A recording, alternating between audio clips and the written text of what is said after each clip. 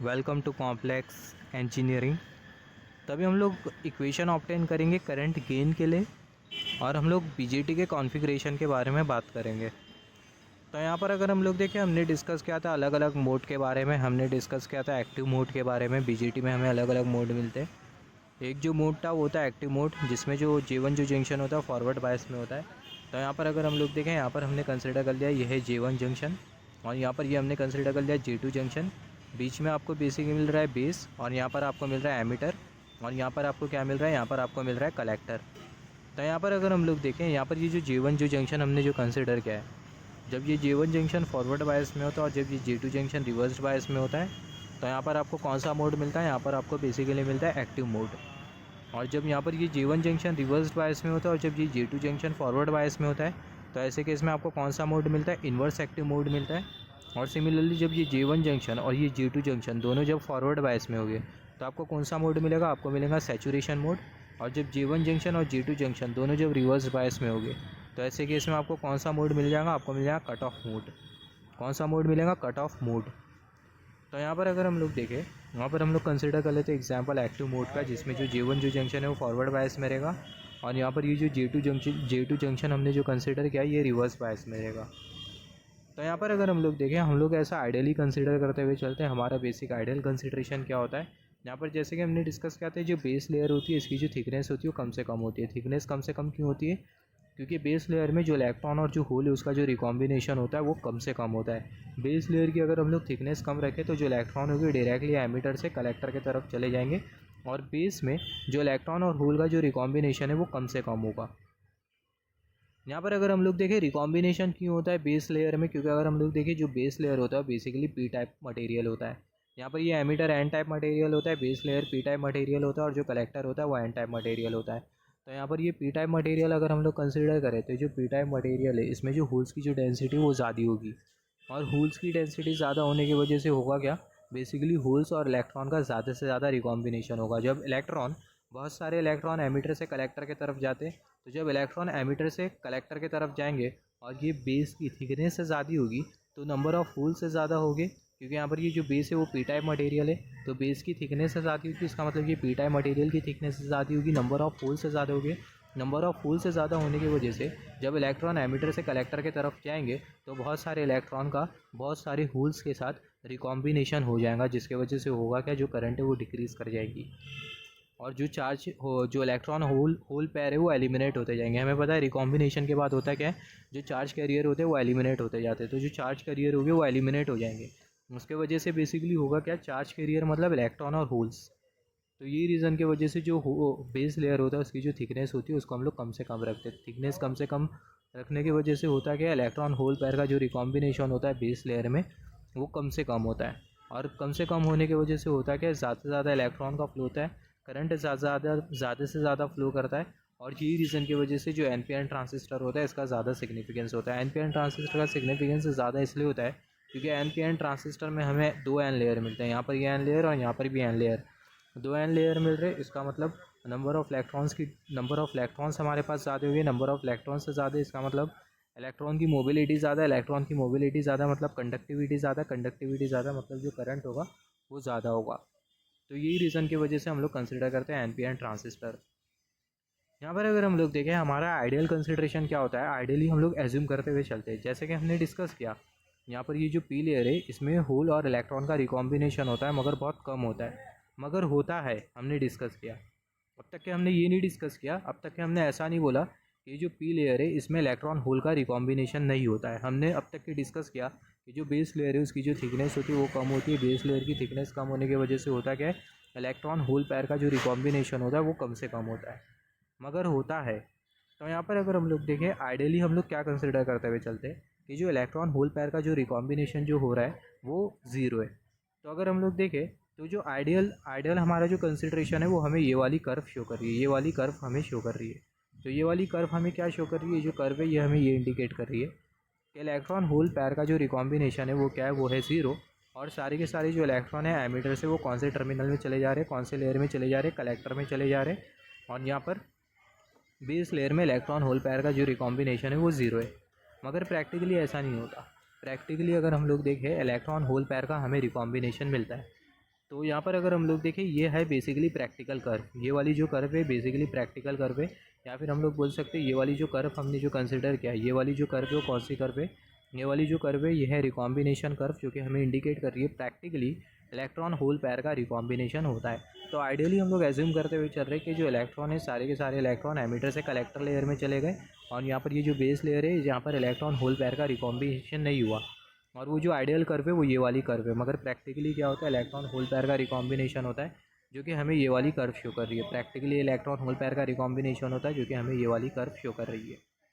यहाँ पर अभी अगर हम लोग देखें, जो ट्रांजिस्टर है उसमें अलग अलग करंट फ्लो होने लगते हैं। यहाँ पर अभी हम लोग करेंगे क्या, यहाँ पर हम लोग करना क्या चाहते हैं, बेसिकली करंट गेन के कुछ इक्वेशंस होते हैं उसे हमें ऑब्टेन करना है, और जो ट्रांजिस्टर का जो कॉन्फ़िगरेशन है उसे हमें समझना है। तो करंट गेन के इक्वेशन को ऑब्टेन करने के लिए यहाँ पर हमें अलग अलग फैक्टर को समझना होगा। अलग अलग फैक्टर मतलब जैसे कि यहाँ पर हो गया ये बेस ट्रांसपोर्ट फैक्टर हो गया, रिकॉम्बिनेशन फैक्टर हो गया, एमिटर इंजेक्शन एफिशिएंसी, तो कुछ फैक्टर है जिसे हमें समझना होगा। और ये फैक्टर समझने के बाद हम लोग जो करंट गेन का जो इक्वेशन होगा उसको हम लोग ऑब्टेन कर लेंगे। और यहाँ पर ये जो फैक्टर है इसको समझने से पहले हमें कुछ इक्वेशंस ऑब्टेन करने होंगे। मतलब फॉर एग्जांपल यहाँ पर अगर हम लोग देखें इक्वेशंस, या फिर हम लोग बोल सकते हैं हमें अलग अलग करंट ऑब्टेन करने होंगे। वो अलग अलग करंट कौन से होंगे, जैसे फॉर एग्जांपल यहाँ पर मैं आपको एग्जांपल दूँ, ये तीनों करंट के इक्वेशन हमें ऑब्टेन करना है। यहाँ पर बेसिकली हम लोग करंट डेंसिटी की इक्वेशन ऑब्टेन करेंगे। करंट डेंसिटी को अगर हम लोग एरिया के साथ मल्टीप्लाई कर दें तो हमें क्या मिल जाएगा, हमें मिल जाएगा करंट के लिए इक्वेशन। तो यहाँ पर ये जो इक्वेशन हमने जो कंसिडर किया है for total emitter current density, similarly यहाँ पर हमें इक्वेशन मिलेगा for total collector current density. यहाँ पर ये वाला इक्वेशन हमें मिलेगा for total base current density. तो यहाँ पर अगर हम लोग देखें सारे के सारे इक्वेशन हमें कैसा मिले इसके बारे में हम लोग बात कर लेते हैं। तो यहाँ पर अगर हम लोग देखें, यहाँ पर ये वाला जो जंक्शन है वो फॉरवर्ड बायस में, और ये वाला जो जंक्शन है J2 जंक्शन ये रिवर्स बायस में। J2 जंक्शन रिवर्स बायस में, जिसकी वजह से J2 जंक्शन के अक्रॉस जो डेप्लेशन लेयर जो क्रिएट हो रहा है उसकी जो थिकनेस है वो ज़्यादा है। और यहाँ पर ये जो J1 जो जंक्शन है फॉरवर्ड बायस में, तो J1 जंक्शन के अक्रॉस जो डेप्लेशन लेयर जो क्रिएट हो रहा है उसकी जो थिकनेस है वो कम है, मगर थिकनेस है। यहाँ पर अगर हम लोग देखें आपको अलग अलग करंट मिलेगी। यहाँ पर आप देखो, यहाँ से आपको कुछ इस तरीके से करंट मिलेंगी। यहाँ पर ये वाली जो करंट है इसको हमने शो किया JNE। यहाँ पर ये कौन सी करंट है, यहाँ पर ये बेसिकली हम लोग यहाँ पर करंट डेंसिटी एज्यूम करते हुए चलेंगे। और अगर आप करंट डेंसिटी को अगर एरिया के साथ मल्टीप्लाई करते हो तो आपको क्या मिल जाएगा, आपको मिल जाएगा करंट। तो यहाँ पर अगर हम लोग देखें जो JNE, और हमें पता है जो J वो हमें क्या इंडिकेट करता है, करंट डेंसिटी। यहाँ पर अगर हम लोग देखें जो JNE है वो हमें क्या इंडिकेट कर रहा है, ये हमें इंडिकेट कर रहा है emitter current density due to electron. तो JNE हमें इंडिकेट कर रहा है emitter current density due to electron. और यहाँ पर अगर हम लोग देखें, यहाँ पर बेस में इलेक्ट्रॉन होल पेयर का रिकॉम्बिनेशन होता है प्रैक्टिकली, जैसे कि हमने डिस्कस किया। तो यहाँ पर आपको रिकॉम्बिनेशन करंट भी मिलेंगी, जिसको आप बेसिकली बोल सकते हो बेस रिकॉम्बिनेशन करंट। तो जो बेस रिकॉम्बिनेशन करंट है उसको हमने शो किया JRB से। सिमिलरली यहाँ पर अगर आप देखो, यहाँ पर हमने डिस्कस किया था emitter current density due to electron. Similarly यहाँ पर आपको कलेक्टर करंट डेंसिटी भी मिलेंगी ड्यू टू इलेक्ट्रॉन। तो जो collector current density due to electron उसको हमने यहाँ पर शो किया, जो कि है JNC। तो यहाँ पर अगर हम लोग देखें, यहाँ पर हमने emitter current density due to electron consider किया, और collector current density due to electron consider किया। हमने डिस्कस किया जो ट्रांजिस्टर होता है बाइपोलर डिवाइस होता है। ट्रांजिस्टर बाइपोलर डिवाइस होता है, इसका मतलब ट्रांजिस्टर में जो कंडक्शन जो होता है वो इलेक्ट्रॉन और होल की वजह से होता है। तो सिमिलरली यहाँ पर हमने जो करंट डेंसिटी जो कंसीडर करी वो ड्यू टू इलेक्ट्रॉन, और यहाँ पर भी collector current density due to electron. Similarly हम लोग करंट डेंसिटी कंसीडर करेंगे ड्यू टू होल्स। तो यहाँ पर अगर हम लोग देखें, यहाँ पर ये JPE ये हमें क्या इंडिकेट कर रहा है, emitter current density due to holes. Similarly आपको कलेक्टर करंट डेंसिटी मिलेंगी जो कि होगी होल्स की वजह से, जिसको आप शो करोगे J और सबस्क्रिप्ट में P और फिर C। सिमिलरली आपको रिकॉम्बिनेशन करंट भी मिलेंगी। यहाँ पर JR ये जो करंट है वो कौन सी करंट डेंसिटी है। यहाँ पर अगर हम लोग देखें, यहाँ पर हम लोग करंट डेंसिटी एज्यूम करते हुए चल रहे हैं। बाय डिफ़ॉल्ट अगर मैं करंट डेंसिटी को अगर मैं करंट बोलते हुए चल रहा हूँ तो आप ये नोट डाउन कर लेना, जो करंट है वो करंट डेंसिटी है। और यहाँ पर हम लोग जितने भी जो टर्म है उसको हम लोग करंट डेंसिटी के रेस्पेक्ट में समझ रहे हैं। और जब आप करंट डेंसिटी को एरिया के साथ मल्टीप्लाई कर दोगे तो बेसिकली आपको क्या मिल जाएगा, आपको मिल जाएगा करंट। तो आप देखो यहाँ पर ये जो J1 जो जंक्शन है वो फॉरवर्ड बायसिंग में, और यहाँ पर अगर हम लोग देखें फॉरवर्ड बायस जंक्शन में भी हमें करंट मिलेगी, जिसको हम लोग बेसिकली बोलेंगे रिकॉम्बिनेशन करंट। तो यहाँ पर अगर हम लोग देखें, यहाँ पर ये जो JR है वो हमें इंडिकेट कर रहा है recombination current eight J1 junction forward bias junction. Similarly यहाँ पर अगर आप देखो, आपको टोटल करंट डेंसिटी मिलेगी एमिटर टर्मिनल पर, जिसको आप शो करोगे J सबस्क्रिप्ट में E से। तो यहाँ पर आपको यही नोट डाउन करना है, total current density at emitter terminal. तो जो टोटल करंट डेंसिटी आपको जो मिलेगी एमिटर टर्मिनल पर, total current density at emitter terminal ये बराबर में होगी current density of emitter due to electron plus sign current density of collector terminal due to, just wait for a second, current density of electron due to holes. यहाँ पर ये जो J P है वो आपको क्या इंडिकेट कर रहा है, emitter current density due to holes. तो यहाँ पर आप देखो ये जो जे वो आपको जे सबस्क्रिप्ट में ई आपको इंडिकेट कर रहा था total current density at emitter terminal जो कि बराबर में होगा यहाँ पर ये J N E emitter current density due to electron, J P E जो कि emitter current density due to holes. Similarly यहाँ पर ये जे आर है वो आपको क्या इंडिकेट कर रहा है, recombination current eight forward bias junction J1। तो यहाँ पर ये जो इक्वेशन है बहुत इंपॉर्टेंट है, आप इसको नोट डाउन कर लो। यहाँ पर ये emitter current density due to electron plus emitter current density due to holes, ये दोनों का जो समीशन होता है किसके बराबर में होता है, डिफ्यूजन करंट के बराबर में होता है। तो ये दोनों का जो समीशन है बराबर में होगा diffusion current in forward bias junction. तो इसके जगह क्या आ जाएगा, इसके जगह आ जाएगा डिफ्यूजन करंट। तो जो डिफ्यूजन करंट है उसको हम लोग कुछ इस तरीके से शो करते हैं, डिफ्यूजन करंट डेंसिटी। यहाँ पर अगर हम लोग देखें, यहाँ पर हम लोग जो करंट जो कंसिडर कर रहे हैं, जैसे कि मैंने आपको बोला हमें करंट डेंसिटी एज्यूम करते हुए चलना है। अगर बाय मिस्टेकली अगर करंट बोल रहा हूँ तो आप करंट डेंसिटी कंसिडर करते हुए चलना। तो यहाँ पर हमें करंट डेंसिटी एज्यूम करते हुए चलना है। और अगर आप देखो सब जगह आपको जे मिल रहा है और जो जे वो हमें क्या इंडिकेट करता है, करंट डेंसिटी इंडिकेट करता है। तो यहाँ पर आप देखो जे सब स्क्रिप्ट में ही आपको क्या इंडिकेट कर रहा है, ये बेसिकली आपको इंडिकेट कर रहा है total current density at emitter terminal जो कि बराबर में होगा डिफ्यूजन करंट डेंसिटी प्लस यहाँ पर ये recombination current eight forward bias junction J1। तो यहाँ पर ये जो इक्वेशन हमने जो कंसीडर किया, ये जो इक्वेशन है ये इक्वेशन है टोटल एमिटर करंट डेंसिटी के लिए। सिमिलरली यहाँ पर आप देखो टोटल कलेक्टर करंट डेंसिटी के लिए भी आपको मिलेगा equation. Total collector current density के लिए आपको जो इक्वेशन जो मिलेगा वो आपको कुछ इस तरीके से मिलेगा। तो यहाँ पर आप देखो यहाँ पर ये जे सी, यहाँ पर ये जो जे सी है वो आपको क्या इंडिकेट कर रहा है, total current density eight collector terminal जो कि बराबर में होगा जे एन सी के। जे एन सी आपको इंडिकेट कर रहा है collector current density due to electrons plus J G आपको इंडिकेट कर रहा है जनरेशन करंट डेंसिटी। यहाँ पर ये जो जे जी वो जनरेशन करंट डेंसिटी। और यहाँ पर ये जो जे पी सी है वो आपको इंडिकेट कर रहा है, यहाँ पर ये जो जे पी सी है वो आपको इंडिकेट कर रहा है current in collector due to holes. यहाँ पर ये जे पी सी है वो आपको इंडिकेट कर रहा है current in collector due to holes. तो यहाँ पर आप देखो यहाँ पर ये जे जी और यहाँ पर ये जे पी सी। जे जी आपको इंडिकेट कर रहा है जनरेशन करंट डेंसिटी और यहाँ पर ये current in collector due to holes जो कि जे पी सी आपको शो कर रहा है। ये दोनों का जो सम होता है ये बेसिकली होता है नेग्लिजिबल, ये बहुत इंपॉर्टेंट है। ये दोनों का जो सम आपको जो मिलेगा ये बेसिकली नेग्लिजिबल रहेगा। यहाँ पर ये दोनों का जो सम होता है बेसिकली नेग्लिजिबल होता है। तो इसके आगे आपको क्या मिल जाएगा, इसके आगे आपको मिल जाएगा total collector current density is equal to, यहाँ पर ये जे एन से आपको इंडिकेट कर रहा है collector current density due to electrons. यहाँ पर ये जो एन है वो आपको क्या इंडिकेट कर रहा है, इलेक्ट्रॉन्स। तो यहाँ पर ये C collector current density due to electrons जो कि आपको शो कर रहा है एन की जगह अगर पी होता तो आपको क्या मिल जाता, collector current density due to holes. तो यहाँ पर अगर हम लोग देखें जो इक्वेशन हमने जो कंसीडर किया है बेसिकली इक्वेशन होता है टोटल कलेक्टर करंट डेंसिटी के लिए। अगर आपको इतना पूरा अगर प्रोसेस अगर नहीं भी समझना है, इतना पूरा प्रोसेस अगर आपको नहीं भी समझना है तो भी चल जाएगा, मगर आपको ये दो इक्वेशन बहुत अच्छी तरीके से पता होना चाहिए। Equation for total emitter current density और यहाँ पर ये equation for total collector current density. Similarly यहाँ पर आप देखो आपको इक्वेशन मिलेंगी टोटल बेस करंट डेंसिटी के लिए। तो टोटल बेस करंट डेंसिटी के लिए जो इक्वेशन होगी वो ये वाली इक्वेशन होगी, total base current density is equal to यहाँ पर ये जे आर, यहाँ पर ये रिकॉम्बिनेशन करंट डेंसिटी प्लस यहाँ पर ये जे पी ई हमने कंसिडर किया। यहाँ पर ये जो जे पी ई है वो आपको क्या इंडिकेट कर रहा है, ये आपको इंडिकेट कर रहा है emitter current density due to holes. और यहाँ पर ये जो जे आर है वो आपको क्या इंडिकेट कर रहा है, जैसे कि हमने डिस्कस किया था जो जे आर होता है वो हमें इंडिकेट करता है recombination current eight forward bias junction J1।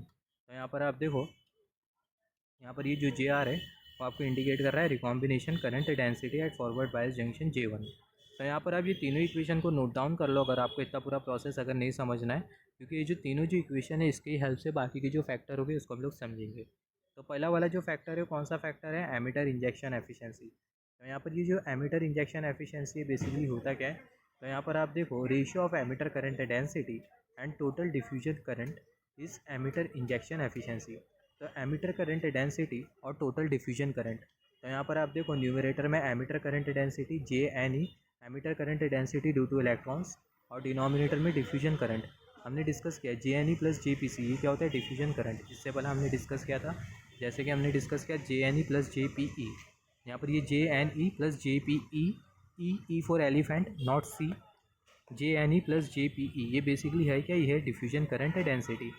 तो यहाँ पर अगर हम लोग देखें जो एमिटर इंजेक्शन एफिशिएंसी है वो है क्या, ये रेशियो है emitter injection efficiency ratio of emitter current density, जो कि न्यूमरेटर में और डिनोमिनेटर में डिफ्यूजन करंट डेंसिटी। तो यहाँ पर आप देखो जो एमिटर इंजेक्शन एफिशिएंसी उसको हम लोग शो करते हैं गामा से, और अगर हम लोग ये पूरे फैक्टर को अगर हम लोग 100 के साथ मल्टीप्लाई कर दें तो हमें क्या मिल जाएंगी, हमें मिल जाएंगी एफिशिएंसी। तो एमिटर इंजेक्शन एफिशिएंसी क्या होती है, emitter current density due to electron divided by diffusion current, दोनों का जो रेशियो होता है, divided by diffusion current density, दोनों का जो रेशियो होता है उसको हम लोग बेसिकली बोलते हैं एमिटर इंजेक्शन एफिशिएंसी। सिमिलरली दूसरा जो फैक्टर है वो है रिकॉम्बिनेशन फैक्टर, और जो एमिटर इंजेक्शन एफिशिएंसी उसको हम लोग शो करते हैं गामा से। दूसरा जो फैक्टर होता है बेसिकली रिकॉम्बिनेशन फैक्टर होता है, जिसको हम लोग शो करते हैं डेल से। तो यहाँ पर ये रिकॉम्बिनेशन फैक्टर बेसिकली क्या होता है, तो यहाँ पर अगर हम लोग देखें ratio of diffusion current of emitter divided by diffusion current of emitter and recombination current is called as recombination factor. तो यहाँ पर आप देखो ये जो न्यूमरेटर है वो आपको क्या इंडिकेट कर रहा है, diffusion current of emitter JNE plus JPE, जैसे कि हमने डिस्कस किया था। यहाँ पर ये JNE प्लस JPE हमें क्या इंडिकेट करता है, डिफ्यूजन करंट ऑफ एमिटर। तो यहाँ पर अगर हम लोग देखें JNE प्लस JPE हमें इंडिकेट कर रहा है डिफ्यूजन करंट ऑफ एमिटर, और डिनोमिनेटर में अगर हम लोग देखें डिफ्यूजन करंट और ये रिकॉम्बिनेशन करंट। तो ये जो ओवरऑल जो रेशियो होता है इसी को ही हम लोग बेसिकली बोलते हैं रिकॉम्बिनेशन फैक्टर। तो जो रिकॉम्बिनेशन फैक्टर होता है, रेशियो होता है diffusion current of emitter, numerator में diffusion current of emitter by diffusion current of emitter and recombination current, denominator में डिफ्यूजन करंट ऑफ एमिटर, और यहाँ पर ये JR हमें इंडिकेट कर रहा है रिकॉम्बिनेशन करंट।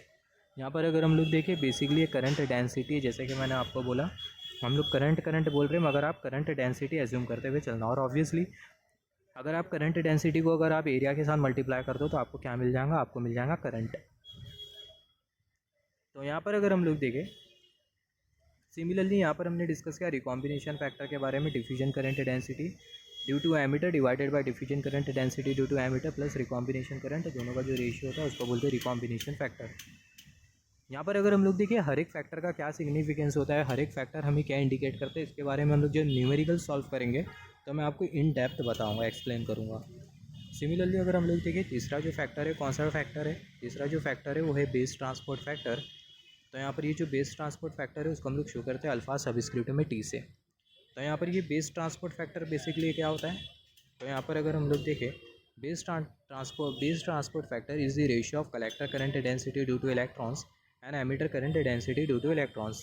तो अगर हम लोग देखें collector current density due to electrons और emitter current density due to electrons, दोनों का आप रेशियो कंसिडर कर लो तो आपको क्या मिल जाएगा, आपको मिल जाएगा बेस ट्रांसपोर्ट फैक्टर।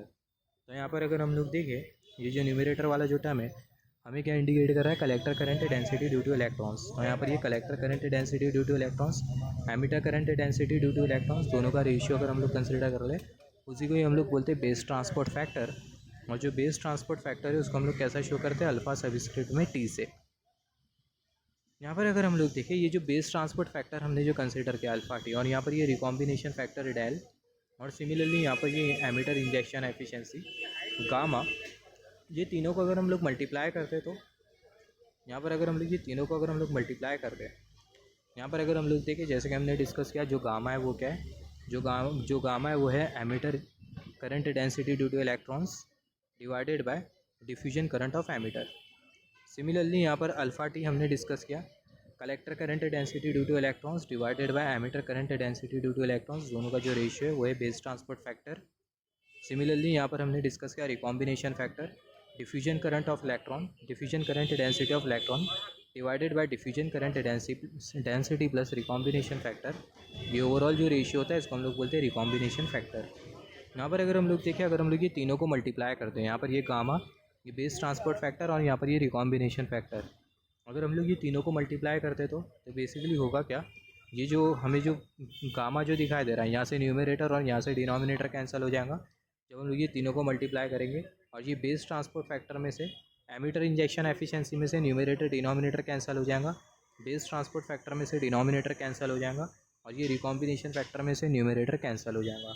तो अल्टीमेटली आपको क्या मिलेगा, ये तीनों का जो प्रोडक्ट होगा emitter injection efficiency into base transport factor into recombination factor, ये किसके बराबर में होगा, ये बराबर में होगा JNC। ये जो JNC उसको हमने यहाँ पर कंसिडर किया, और डिनोमिनेटर में diffusion current of emitter plus recombination current.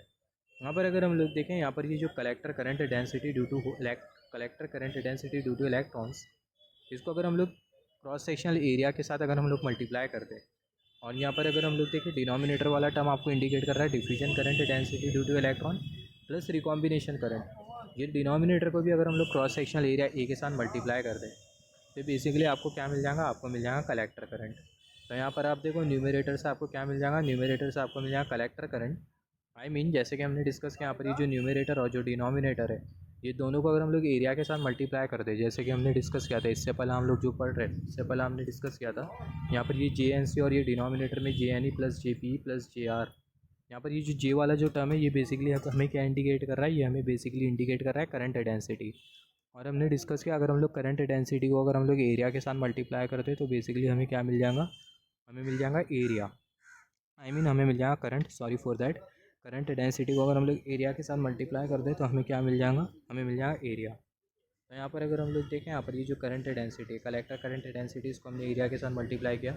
Ammeter current density, इसको भी हमने एरिया के साथ मल्टीप्लाई किया। तो यहाँ पर आप देखो न्यूमरेटर से आपको क्या मिल जाएगा, न्यूमरेटर से आपको मिल जाएगा कलेक्टर करंट, और डिनोमिनेटर से आपको क्या मिल जाएगा, एरिया के साथ मल्टीप्लाई करने के बाद एमीटर करंट। और यहाँ पर अगर हम लोग देखें, यहाँ पर ये आपको क्या मिल गया, कलेक्टर करंट, और डिनोमिनेटर में आपको एमीटर करंट।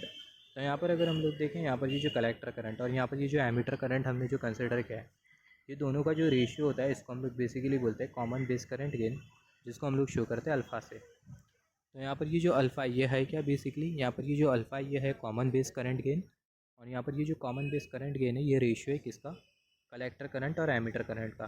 तो यहाँ पर अगर हम लोग देखें ratio of collector current and emitter current is common base current gain, और ये जो कॉमन बेस करंट गेन होता है उसको हम लोग शो करते हैं अल्फ़ा से। और ये कॉमन बेस करंट गेन की जो वैल्यू, अल्फ़ा की जो वैल्यू होती है वो 1 के कंपैरिजन में कम होती है, और आइडियली अल्फ़ा की जो वैल्यू होती है वो 1 के बराबर में होती है। सिमिलरली यहाँ पर अगर आप देखो, यहाँ पर हमने IC और IE कंसिडर किया। सिमिलरली यहाँ पर ये IC और यहाँ पर ये IB हमने दोनों का रेशियो कंसिडर किया। यहाँ पर ये कलेक्टर करंट और यहाँ पर ये बेस करंट, ये दोनों का जो रेशियो होता है उसको हम लोग बेसिकली बोलते हैं कॉमन एमीटर करंट गेन। और ये जो कॉमन एमीटर करंट गेन होता है उसको हम लोग शो करते हैं बीटा से। तो यहाँ पर अगर हम लोग देखें ratio of collector current and base current is known as common emitter current gain, और इसको हम लोग कैसे शो करते हैं, बीटा से शो करते हैं। और यहाँ पर ये जो बीटा की जो वैल्यू होती है वो 1 के कंपैरिजन में बहुत ज़्यादा होती है। यहाँ पर अगर हम लोग देखें, यहाँ पर हम लोग कैसा, यहाँ पर जैसे कि हमने डिस्कस किया है जो अल्फ़ा ही इसको हम लोग बेसिकली बोल रहे हैं कॉमन बेस करंट गेन, और यहाँ पर ये बीटा को हम लोग कॉमन एमीटर करंट गेन बोल रहे हैं। तो इसको हम लोग कैसा मेमोराइज़ करें, तो यहाँ पर अगर हम लोग देखें, यहाँ पर ये कलेक्टर और एमीटर, आपको बेस दिखाई दे रहा है क्या, यहाँ पर आपको बेस नहीं दिखाई दे रहा है, तो इसका मतलब common base current gain. Similarly यहाँ पर ये कलेक्टर और यहाँ पर ये बेस, आपको एमीटर दिखाई दे रहा है क्या, नहीं दिखाई दे रहा है, तो common emitter current gain. Similarly यहाँ पर अगर हम लोग देखें, यहाँ पर अगर हम लोग देखें जो एमीटर करंट और यहाँ पर ये जो बेस करंट है, दोनों का जो रेशियो होता है इसको हम लोग शो करते हैं गामा से, और ये दोनों का जो रेशियो होता है उसको हम लोग बेसिकली बोलते हैं कॉमन कलेक्टर करंट गेन। क्योंकि अगर हम लोग देखें, यहाँ पर आपको एमीटर दिखाई दे रहा है और यहाँ पर आपको बेस दिखाई दे रहा है, यहाँ पर आपको कलेक्टर दिखाई दे रहा है क्या, ऑब्वियसली यहाँ पर आपको कलेक्टर नहीं दिखाई दे रहा है, तो इसका मतलब कॉमन कलेक्टर करंट गेन। तो यहाँ पर आप देखो, यहाँ पर ये एमीटर करंट और ये बेस करंट, एमीटर करंट और ये बेस करंट है, दोनों का जो रेशियो होता है उसको हम लोग बेसिकली बोलते हैं कॉमन कलेक्टर करंट गेन, जिसको शो किया जाता है गामा से, जिसको हम लोग बेसिकली शो करते हैं गामा से। तो यहाँ पर अगर हम लोग देखें ratio of emitter current and base current is known as common collector current gain. यहाँ पर अगर हम लोग देखें जो कॉमन कलेक्टर करंट गेन होती है इसकी जो वैल्यू होती है वो ज़्यादा होती है in comparison with the common emitter current gain. तो ये बहुत इंपॉर्टेंट है, आप इसको कैसा मेमोराइज़ करोगे, यहाँ पर ये कॉमन कलेक्टर करंट गेन इसकी जो वैल्यू होती है वो ज़्यादा होती है in comparison with the common emitter current gain. तो अभी हम लोग बात करने वाले बीजेटी के कॉन्फ़िगरेशन के बारे में। बीजेटी के कॉन्फ़िगरेशन अगर हम लोग देखें तो बीजेटी का जो कॉन्फ़िगरेशन होगा वो हमें 3 टाइप में मिलेगा। एक होगा कॉमन एमीटर कॉन्फ़िगरेशन। ये कॉन्फ़िगरेशन क्या होता है इसके बारे में हम लोग आगे बात करेंगे, मतलब अभी हम लोग बात करेंगे कॉमन बेस कॉन्फ़िगरेशन और तीसरा कॉमन कलेक्टर कॉन्फ़िगरेशन। तो यहाँ पर आपको पता होना चाहिए जो बीजेटी का जो कॉन्फ़िगरेशन होता है वो आपको 3 टाइप में मिलता है। एक जो कॉन्फ़िगरेशन होता है वो होता है कॉमन एमीटर, दूसरा होता है कॉमन बेस CB, और तीसरा होता है कॉमन कलेक्टर। यहाँ पर अगर हम लोग देखें, हमने डिस्कस किया जो बीजेटी होता है बाइपोलर जंक्शन ट्रांजिस्टर, इसमें हमें कितने टर्मिनल मिलते हैं, हमें 3 टर्मिनल मिलते हैं। एक जो टर्मिनल होता है वो होता है एमीटर टर्मिनल, एक एमीटर टर्मिनल होता है, दूसरा बेस टर्मिनल होता है, और तीसरा जो टर्मिनल होता है कलेक्टर टर्मिनल होता है। तो यहाँ पर ये जो एमीटर टर्मिनल है, एमीटर टर्मिनल पर हम लोग इनपुट दे भी सकते और जो आउटपुट है वो ले भी सकते। और जो बेस टर्मिनल है उस पर हम लोग सिर्फ और सिर्फ इनपुट दे सकते, और जो कलेक्टर टर्मिनल है उससे हम लोग सिर्फ और सिर्फ क्या ले सकते, आउटपुट ले सकते। तो यहाँ पर अगर हम लोग देखें तो ये तीनों बहुत इंपॉर्टेंट पॉइंट आप नोट डाउन कर लेना। एमीटर से इनपुट आउटपुट दोनों पॉसिबल है, मगर बेस पर हम लोग सिर्फ और सिर्फ इनपुट देते और कलेक्टर पर सिर्फ और सिर्फ हम लोग क्या लेते, आउटपुट लेते हैं कलेक्टर टर्मिनल से। कलेक्टर टर्मिनल से सिर्फ और सिर्फ हम लोग आउटपुट लेते हैं। तो यहाँ पर अगर हम लोग देखें, यहाँ पर आप कॉन्फ़िगरेशन को किस तरीके से पहचानोगे। ऑब्वियसली एक जो टर्मिनल होगा आप उसको इनपुट दोगे और दूसरा जो टर्मिनल होगा उससे आप आउटपुट लोगे। तो जो तीसरा वाला जो टर्मिनल होगा वो आपको बता देगा कॉन्फ़िगरेशन। जैसे कि फॉर एग्जांपल यहाँ पर हमने कंसिडर कर लिया ये एनपीएन ट्रांजिस्टर, यहाँ पर ये बेस टर्मिनल, यहाँ पर ये कलेक्टर टर्मिनल, और यहाँ पर ये हमने कंसिडर कर लिया एमीटर टर्मिनल। यहाँ पर अगर हम लोग देखें, एरो जिस भी टर्मिनल पर लगी होती है, जो टर्मिनल होता है वो एमीटर टर्मिनल होता है। तो यहाँ पर जो एरो वो यहाँ पर लगी है, तो इसका मतलब ये वाला जो टर्मिनल है कौन सा टर्मिनल है, एमीटर टर्मिनल। यहाँ पर हमने जो इनपुट वोल्टेज जो दिया वो हमने बेस टर्मिनल पर दिया, और जो कलेक्टर है वहाँ से हमने ले लिया आउटपुट वोल्टेज। तो अगर हम लोग देखें बेस पर, यहाँ पर ये बेस टर्मिनल, ये बेस टर्मिनल, ये कलेक्टर टर्मिनल, और ये वाला जो टर्मिनल है वो एमीटर टर्मिनल है। तो जो इनपुट है वो हमने बेस पर दिया और जो आउटपुट है वो हमने कलेक्टर से ले लिया। तो यहाँ पर बचा हुआ जो टर्मिनल है कौन सा टर्मिनल है, एमीटर टर्मिनल है। तो यहाँ पर ये जो टर्मिनल है एमीटर ये बचा हुआ है। तो यहाँ पर ये जो कॉन्फ़िगरेशन है कौन सा कॉन्फ़िगरेशन है, कॉमन एमीटर कॉन्फ़िगरेशन है, जिसको हम लोग बेसिकली CE कॉन्फ़िगरेशन भी बोलते हैं। और कॉमन एमीटर कॉन्फ़िगरेशन के लिए हम लोग कौन सा फार्मूला यूज़ करते हैं, कॉमन एमीटर कॉन्फ़िगरेशन के लिए हम लोग ये वाला फार्मूला यूज़ करते हैं, beta is equal to IC/IB। Collector current और यहाँ पर ये बेस करंट है, दोनों का जो रेशियो होता है वो किसके बराबर में होता है, बराबर में होता है बीटा के। और यहाँ पर ये जो बीटा है वो है क्या, ये है कॉमन एमीटर करंट गेन। तो यहाँ पर यहाँ पर हमें जो कॉन्फ़िगरेशन जो मिला कॉमन एमीटर कॉन्फ़िगरेशन मिला, जिसके वजह से हमने ये वाला रिलेशन यूज़ किया। सिमिलरली यहाँ पर अगर हम लोग देखें, यहाँ पर ये हमने ट्रांजिस्टर कंसिडर कर लिया, जो एरो है बाहर की तरफ है, यहाँ पर ये एमीटर टर्मिनल, यहाँ पर ये बेस टर्मिनल, और यहाँ पर ये हमने कंसिडर कर लिया कलेक्टर टर्मिनल। तो जो इनपुट है वो हमने बेस टर्मिनल पर दिया और जो आउटपुट है वो हमने एमीटर टर्मिनल से ले लिया। तो यहाँ पर ये जो तीसरा वाला जो टर्मिनल है ये हमें कॉन्फ़िगरेशन बताएगा। तो यहाँ पर ये कौन सा कॉन्फ़िगरेशन है, कॉमन कलेक्टर कॉन्फ़िगरेशन है, क्योंकि अगर हम लोग देखें जो रिमेनिंग जो टर्मिनल है वो कलेक्टर टर्मिनल है। तो जो कॉन्फ़िगरेशन है कौन सा कॉन्फ़िगरेशन है, कॉमन कलेक्टर कॉन्फ़िगरेशन है। और कॉमन कलेक्टर कॉन्फ़िगरेशन के लिए जो कॉमन कलेक्टर करंट गेन होता है वो क्या होता है, वो होता है गामा, जो कि बराबर में होता है IE/IB के। यहाँ पर ये जो I है ये बेसिकली एमीटर करंट है, और यहाँ पर ये जो IB है ये बेसिकली बेस करंट है। सिमिलरली यहाँ पर अगर हम लोग देखें, जो हमने जो इनपुट जो दिया वो एमीटर पे दिया, जैसे कि हमने डिस्कस किया था, जो एमीटर है उस पर हम लोग इनपुट भी दे सकते हैं और आउटपुट भी हम लोग ले सकते हैं एमीटर टर्मिनल के थ्रू। तो यहाँ पर अगर हम लोग देखें, यहाँ पर ये जो एमीटर है, एमीटर पे हमने दिया इनपुट, और यहाँ पर ये जो कलेक्टर है वहाँ से हमने ले लिया आउटपुट। तो यहाँ पर ये जो बचा हुआ जो टर्मिनल है कौन सा है, बेस। तो यहाँ पर ये कौन सा कॉन्फ़िगरेशन है, कॉमन बेस कॉन्फ़िगरेशन है। कौन सा कॉन्फ़िगरेशन है, CB कॉन्फ़िगरेशन है, कॉमन बेस कॉन्फ़िगरेशन है। और कॉमन बेस कॉन्फ़िगरेशन के लिए कौन सा फार्मूला एप्लीकेबल होता है, ये वाला फार्मूला एप्लीकेबल होता है, common base configuration alpha, common base current gain, sorry ये जो अल्फ़ा है वो हमें क्या इंडिकेट करता है, कॉमन बेस करंट गेन। और ये बराबर में होगा IC/I के, IE के। यहाँ पर ये जो IC वो है कलेक्टर करंट, और यहाँ पर ये जो IE है वो है एमीटर करंट। तो यहाँ पर अगर हम लोग देखें, हमने ये वाला रिलेशन क्यों कंसिडर किया कॉमन बेस करंट गेन का, क्योंकि जो कॉन्फ़िगरेशन है कौन सा कॉन्फ़िगरेशन है, कॉमन बेस कॉन्फ़िगरेशन है। तो ये वाला रिलेशन एसोसिएटेड है ये कॉन्फ़िगरेशन के साथ। सिमिलरली यहाँ पर अगर हम लोग देखें, यहाँ पर हमने एक और एक एग्जांपल कंसिडर किया। यहाँ पर अगर आप ये सर्किट को देखो तो आप बता सकते हो सर्किट कौन से कॉन्फ़िगरेशन में। यहाँ पर अगर हम लोग देखें, जो बेस है उस पर हमने इनपुट दिया और जो आउटपुट है वो हमने कलेक्टर से ले लिया, और जो कलेक्टर का जो आउटपुट है वो ये दूसरे वाले ट्रांजिस्टर के इनपुट पे गया, और जो इनपुट है वो अगेन बेस पे जा रहा है। और यहाँ पर ये जो दूसरा वाला जो ट्रांजिस्टर है इससे हमने जो आउटपुट है जो लिया वो कौन से टर्मिनल के थ्रू लिया, एमीटर टर्मिनल के थ्रू लिया। तो यहाँ पर अगर हम लोग ये पहले वाले ट्रांजिस्टर में देखें तो जो इनपुट है वो हमने कहाँ पर दिया, बेस में दिया, और जो आउटपुट है वो हमने कहाँ से लिया, कलेक्टर से लिया। तो यहाँ पर ये जो एमीटर है ये बचा हुआ है तीसरा वाला टर्मिनल। तो यहाँ पर ये कौन सा कॉन्फ़िगरेशन है, कॉमन एमीटर कॉन्फ़िगरेशन है। तो यहाँ पर ये पहला वाला जो कॉन्फ़िगरेशन है कौन सा कॉन्फ़िगरेशन है, कॉमन एमीटर कॉन्फ़िगरेशन है। सिमिलरली यहाँ पर अगर हम लोग देखें, यहाँ पर ये जो कलेक्टर का जो आउटपुट हमें जो दिखाई दे रहा है, वो जो कलेक्टर का जो आउटपुट है वो ये दूसरे वाले ट्रांजिस्टर के बेस पे गया है। दूसरे वाले ट्रांजिस्टर के लिए इनपुट है ये पहले वाले ट्रांजिस्टर का जो कलेक्टर आउटपुट है ये V0, ये दूसरे वाले ट्रांजिस्टर के लिए इनपुट है, और जो इनपुट है वो अगेन हम लोग कहाँ पर दे रहे हैं, बेस पे दे रहे हैं।